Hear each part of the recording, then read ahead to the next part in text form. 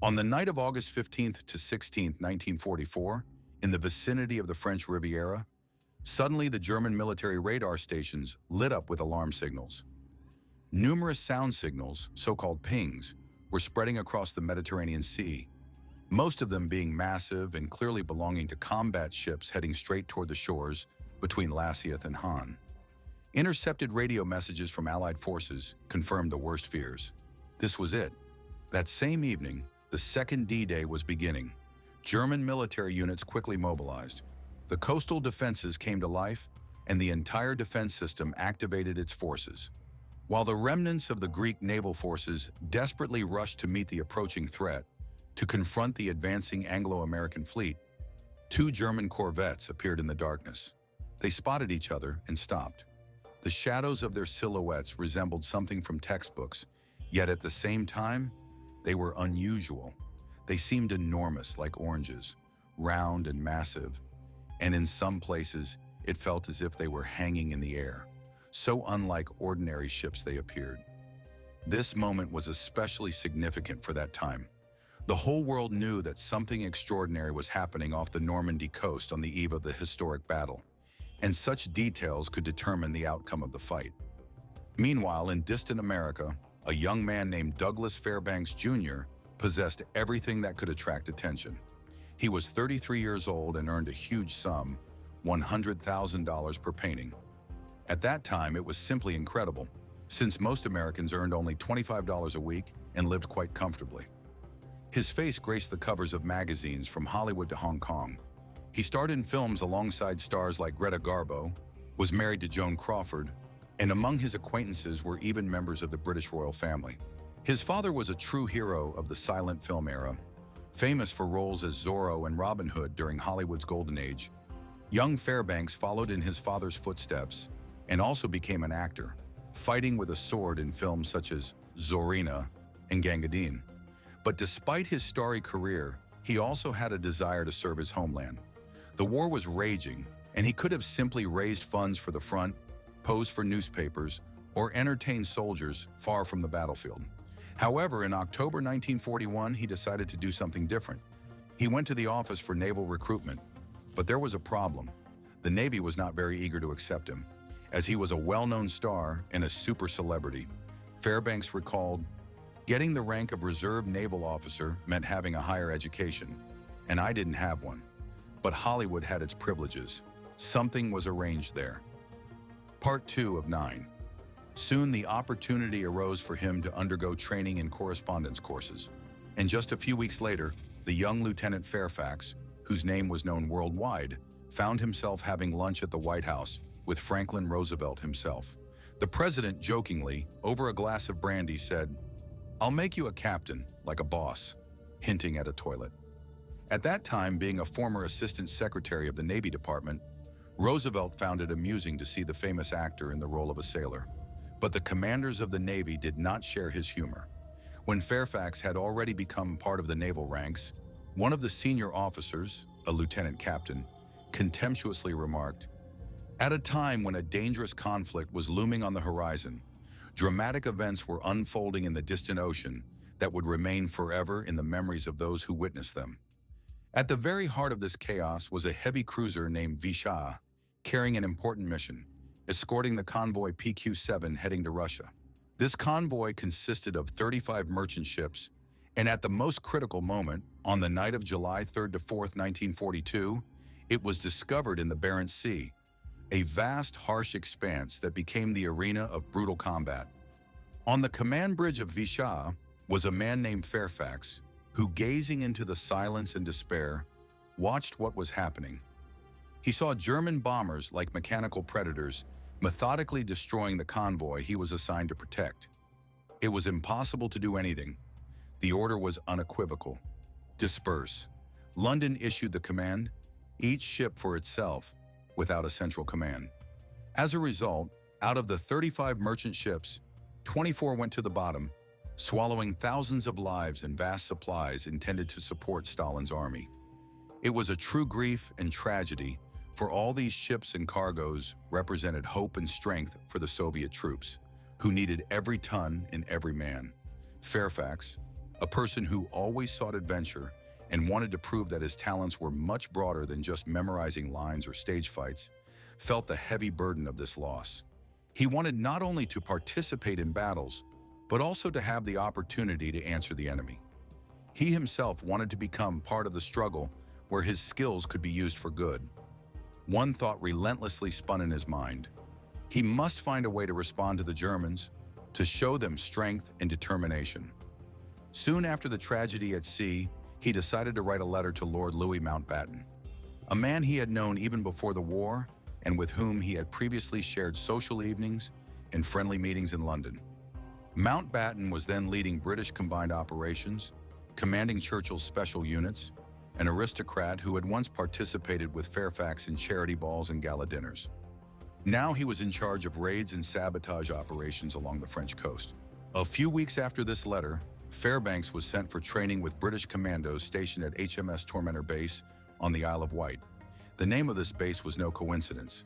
It symbolized the tough and ruthless nature of the training. British commandos trained there to become the most dangerous and relentless fighters the Allied Army could produce.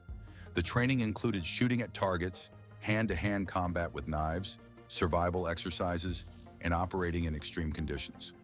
Afterward, he was sent to Auchnacarry Castle in Scotland, where veterans of Dunkirk and DI had already undergone training to learn how to move silently and think unconventionally. Fairbanks recalled a sergeant telling him, "Forget everything you were taught before. Wars are won not by big guns or numbers of soldiers, but by the ability to make the enemy believe in a false picture. War is a theater where not only strength, but also cunning matter."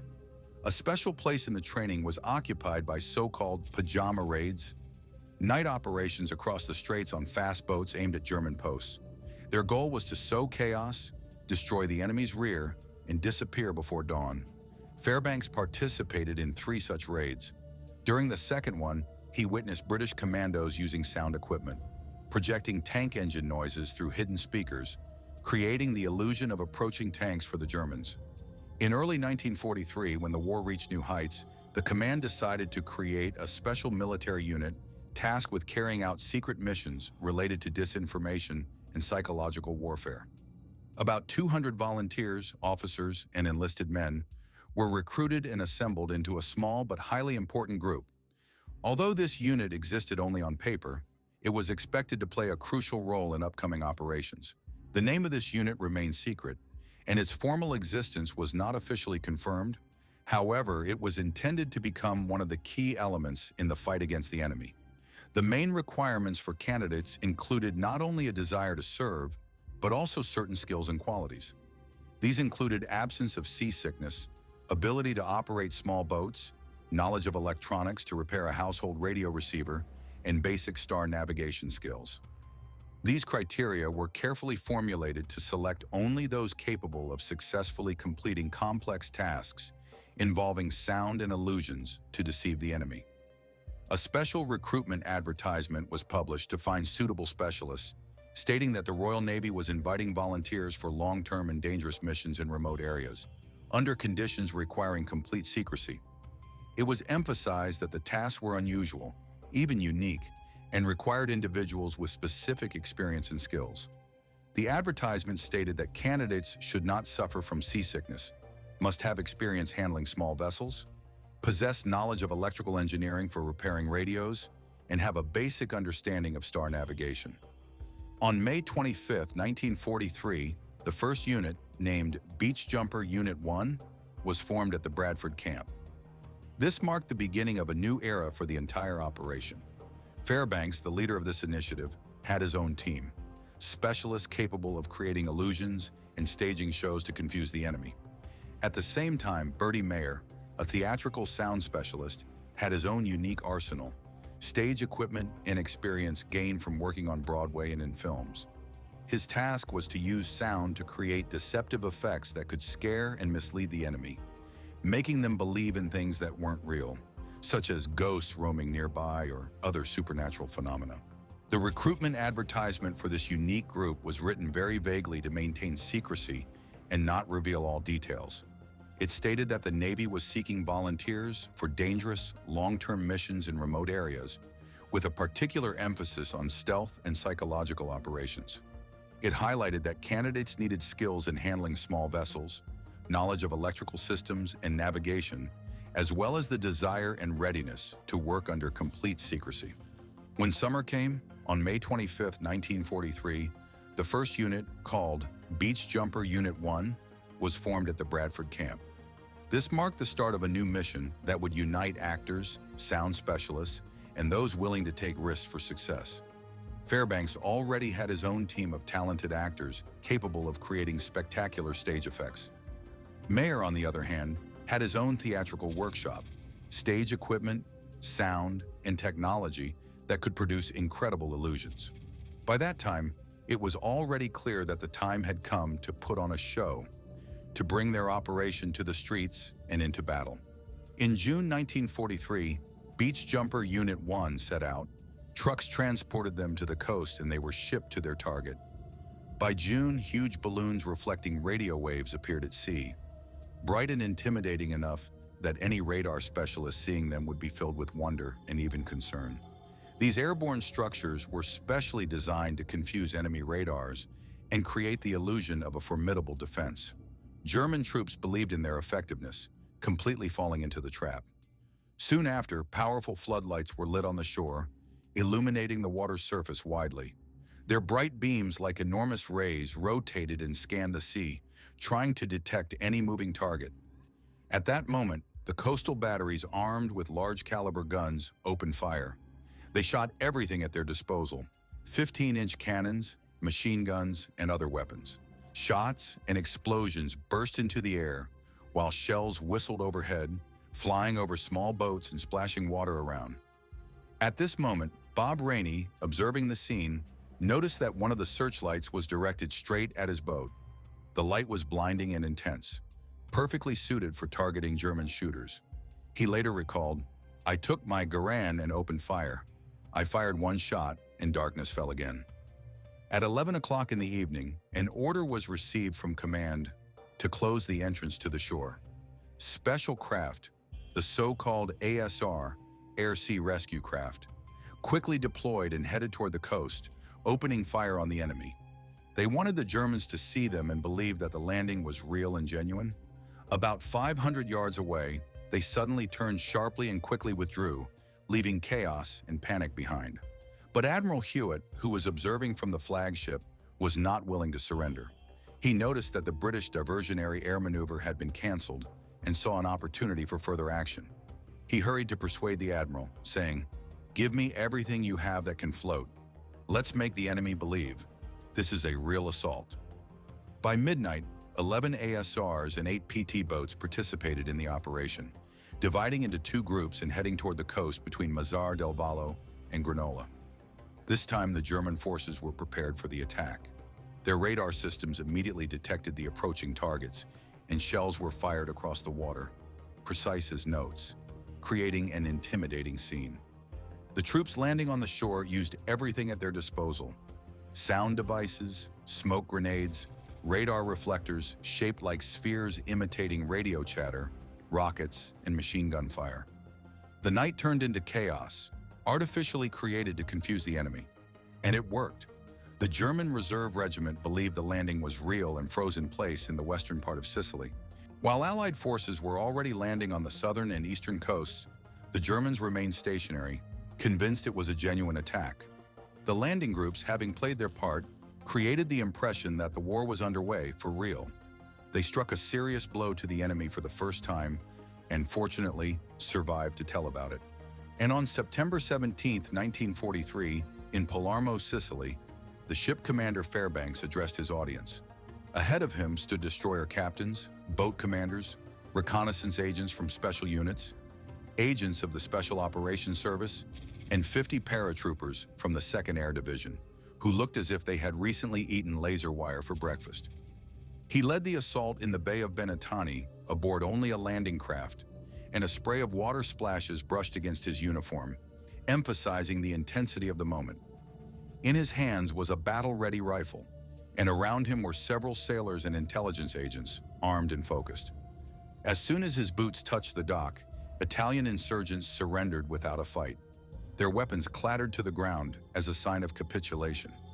White flags appeared in the windows, symbolizing surrender, but this was followed by a swift evacuation. The Germans hurriedly retreated inland, hiding in the rocky depths of the island to make a last stand. It was crucial for Fairfax to eliminate their remnants. He gathered the intelligence agents and quickly devised a plan. He ordered the paratroopers, whom he later described as a, quote, tough, exhausted, and very nervous unit ready for battle. At the same time, he commanded the destroyer to fire a salvo from 4 guns to make their shots as accurate as possible. The Nauf guns, 5-inch caliber, thundered loudly, firing shells at the hills. Explosions echoed on the slopes, creating the illusion that they were exploding beneath the enemy's feet. Although the blasts weren't very close, they gave the impression that the Germans were in danger. The paratroopers advanced, weapons at the ready. The tactic worked. 90 Germans, frightened by the prospect of total destruction from the ship's artillery volleys and furious American paratroopers, raised their hands and surrendered. One island was enough for Fairfax to feel like a victor, and he had no intention of stopping there. Over the next 10 days, his pirate fleet swept through the Italian islands, like scenes from his father's movies. First, the archipelago of Pontine fell under his force's pressure, then 5 more islands near Naples. The most valuable of them was Capri, a place where Roman emperors once relaxed in ancient times. It was taken without a single shot. Each subsequent capture followed the same pattern: smoke, auditory illusions, Fairfax's voice in Italian promising destruction, and a heroic actor with an automatic rifle leading the attack. The defenders, confused, surrendered, thinking they faced a powerful offensive. It seemed unbelievable, like a real movie coming to life. By September 19th, when the operation was completed and the forces disbanded, Fairfax had seized 7 islands, losing very few men, which was highly unusual for a war.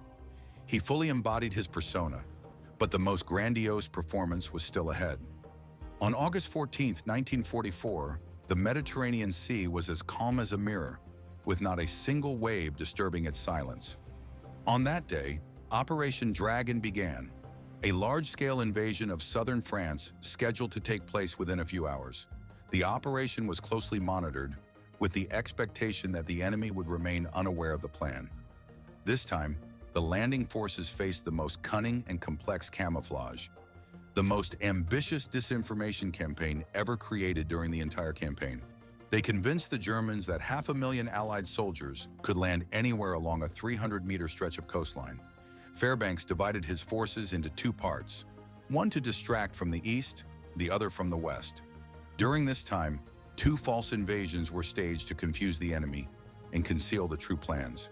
He took command of the operation aboard the British armored cutter Ephus, which slowly moved into position. At the moment when the situation became critical, bombers approaching the Lissitab Bay were supposed to keep the German reserves in place, convinced that the enemy invasions were real threats. Their task seemed almost impossible, as the enemy continued to give the impression that they were preparing for an attack. However, everything suddenly went awry. When the aircraft rushing toward the bay encountered thick, dense fog, everything began to fall apart. This fog, like an invisible shield, caused the defenders' precise actions to descend into chaos. Armed ships and boats previously operating in coordination now behaved disorderly.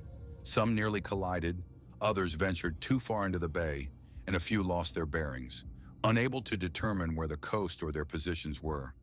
All this unfolded against the backdrop of alarm bells from the coastal batteries, which, already on alert, awaited the signal for an attack. However, the dawn that was supposed to bring relief only announced new losses. Half of the French commandos operating in the air accidentally stumbled upon a minefield and were destroyed in an instant. At that moment, the command could not cancel the operation, as the main assault forces were still in suspense, and every hour counted. 2 days later, at 2 in the morning, he was again in Lausanne.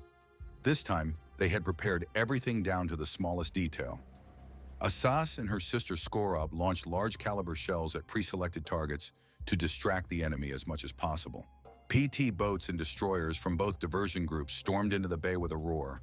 Smoke generators emitted clouds of thick smoke. Rockets screeched through the air, and all guns fired relentlessly at the enemy. They also launched delayed explosives designed to detonate sometime after the ships withdrew, creating the illusion of a continued attack. Watching the scene from the bridge of Apis, Fairbanks recorded in his diary, "The entire area was illuminated by bright flashes. Star rockets exploded in the sky, and searchlights brightly lit up the coastline. Shells of 20 and 40 millimeters scattered in all directions, followed by powerful explosions from 80, 100, and 240 millimeter guns, almost imperceptible but formidable. The Germans threw everything they had, and yet their attack was not proceeding according to plan. The illusion was working. Suddenly, the radar detected two contacts, fast targets approaching.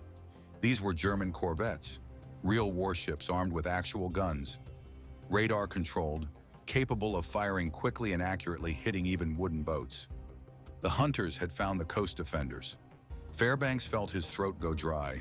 His ships could reach only 12 knots, at best, and the corvettes, 12 knots or faster, were accelerating. The fog, which had nearly destroyed them earlier, now became their only protection. But it was beginning to lift. Soon the German ships saw what they had been searching for. It was not an invasion, just a few boats, balloons, and outdated armed vessels. And to make things worse, suddenly, Guard Apsis, the artillery officer, shouted, "The gunfire is overheating. We need to cease fire." Fairbanks watched as the corvettes approached, and his only weapon, a 6-inch gun that could damage the German armor, suddenly failed. Scarab was taking nearly all the hits. Water was pouring from her splashes, and her compass started spinning uncontrollably. Communication was lost. Radar disappeared. There was only improvisation left. He immediately ordered everyone to prepare. The first wave of attack crashed into the main corvette, the lead ship of the German fleet. A powerful explosion shook the vessel. It lurched, began to list to one side, and slowly sank into the water, becoming increasingly unstable. But the fight was not over. Already the second corvette, noticing what was happening, quickly reoriented its guns to open fire on the enemy. Their shells exploded near the Scarab, creating clouds of spray and dust. Such luck, however, could not last forever. Soon at dawn, a new silhouette appeared on the horizon, an American destroyer, the Endicott, rushing out of the fog. Its powerful 5-inch guns flashed brightly, and it began to fire on the German ship. The moment came when it seemed that rescue was impossible. The enemy was too close, and all hope was lost. But suddenly, as if by magic, a rescue ship burst forth from the dawn mists. It was the American destroyer, Endicott. It rapidly closed the distance, and its guns flashed with bright bursts. At that moment, it seemed a new era had begun, when help arrives at the very last moment. The furious gunfire struck the second German corvette, and an explosion tore through its hull, turning the ship into a burning heap of metal. The blast lit up the morning sky with a bright glow, as if a second dawn had arrived, and the entire scene seemed like something from another world. The corvette split apart and caught fire. Suddenly, as if by fate, the battle was over. Only burning debris and people who ended up in the water remained at the scene. The German sailors were crying out for help, their desperate shouts echoing across the sea. Without hesitation, Fairbanks made a decision. His team, specially trained for sea jumps from the shore, was already rushing to assist those who had just been thrown into the water. Bob Riney spent 3 hours standing at the bow of his boat, holding the cord of soldiers caught in the water. He recalled, "From 9 in the morning until noon, I was pulling rescue lines and pulling out German survivors." He added, "But this was war. You had to do what was necessary. Sometimes you're lucky, sometimes you successfully save those trying to kill you." People like him, Marine commandos, continued to perform their duties during the Korean War and in Vietnam. Over time, they became the Navy's information operations team. Their disguises and deceptions gradually became more technological, electronic, and digital. But the core principles of their methods remained unchanged. Fairbanks proved that war is a theater where the one who puts on the best performance wins. After the war, he returned to Hollywood, but his former popularity never fully returned. Perhaps because he found something more important and genuine than any films. His talent and language helped him prepare the Poston Declaration, a document that changed perspectives on naval strategy. His innovative ideas forever altered the approach to naval battles. In 1993, he was asked how he evaluated his military service compared to his bright and unusual career in film. Without hesitation, he replied, very highly indeed. In my youth, I pretended to be a hero, and during the war, I became one for real.